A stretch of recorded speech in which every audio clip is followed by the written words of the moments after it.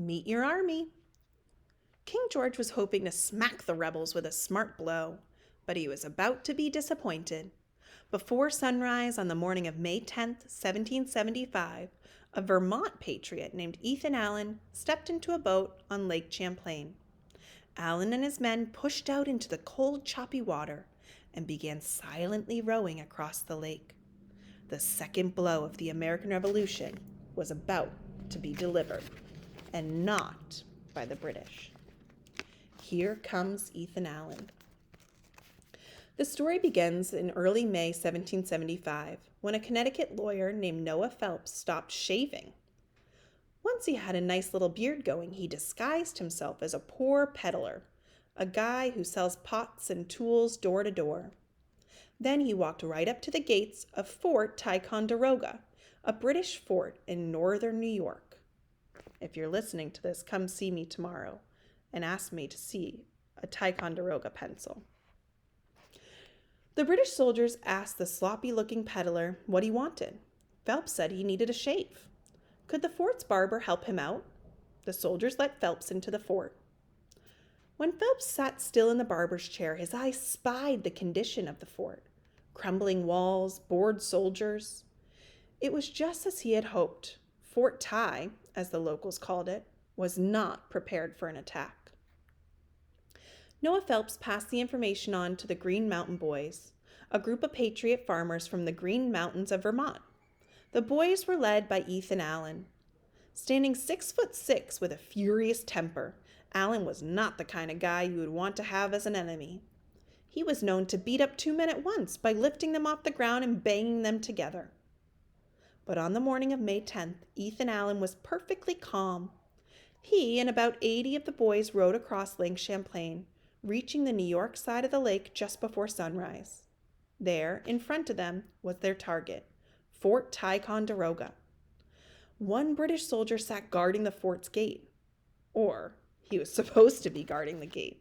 Technically, he was asleep. Party at Fort Ty. What woke the guard that morning?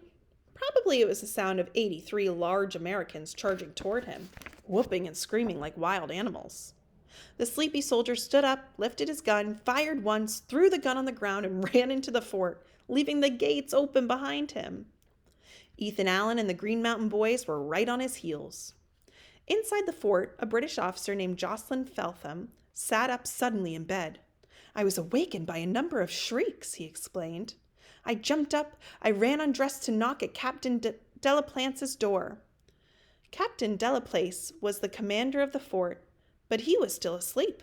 So Lieutenant Feltham went back to his room, grabbed some clothes, and stepped out into the hall.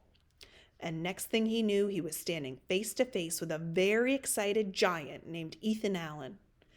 Allen was knocking on Delaplace's door and shouting things like, "Come out of there, you old rat!" Lieutenant Feltham tried to appear calm and in control, which is hard to do when you have your pants in your hand. He demanded to know by what authority Ethan Allen was attacking this British fort. Allen roared back, "In the name of the great Jehovah and the Continental Congress." That was a cool-sounding answer, and it later became famous. But at the time, Lieutenant Feltham just seemed confused. He began to speak again, Allen later wrote, but I interrupted him, and with my drawn sword over his head, again demanded an immediate surrender. The sword over the head did the trick. Feltham surrendered Fort Ticonderoga to the Americans. Within minutes, the Green Mountain Boys found 90 gallons of rum in the fort cellar, and their party lasted for 3 days. More important, Ethan Allen and the boys had captured more than 100 British cannons. If the Americans were really going to fight a war with Britain, they would need those big guns. Walk with me, Sam. But were the Americans going to fight a war with Britain? That question was still being debated down in Philadelphia. One early morning in June, John and Samuel Adams met to talk over current events. "I walked with Mr. Samuel Adams in the State House yard," remembered John, "for a little exercise and fresh air before the hours of Congress." The Adams cousins knew that many members of the Continental Congress were not too thrilled about Ethan Allen's Fort Ty attack. These members were still hoping to find a peaceful solution to their conflict with the British government. In fact, Congress actually ordered Allen to make a careful list of all the items found at Fort Ticonderoga. That way they could give everything back to the British if war was avoided. John and Samuel thought this was ridiculous. Wasn't it obvious by now that King George was never going to compromise? It was time for the 13 colonies to join together, form one big army, and fight for independence. In fact, John had decided that this was the day that he would try to convince Congress to pick a leader for the new American army. But who should the leader be? He wanted Samuel's advice. The cousins knew their friend John Hancock expected to be offered the job. And Hancock was definitely one of the most famous and popular Patriot leaders. The thing is, Hancock didn't know anything about leading an army. That could be a problem. Besides, the cousins agreed. The American army should represent all regions of the colonies. The perfect thing would be to pick a leader from Virginia, the biggest of the southern colonies. That would help unite Americans in the long fight ahead. If only there was someone from Virginia, someone known and respected by everyone, someone with army experience, someone smart, tough, committed to the cause.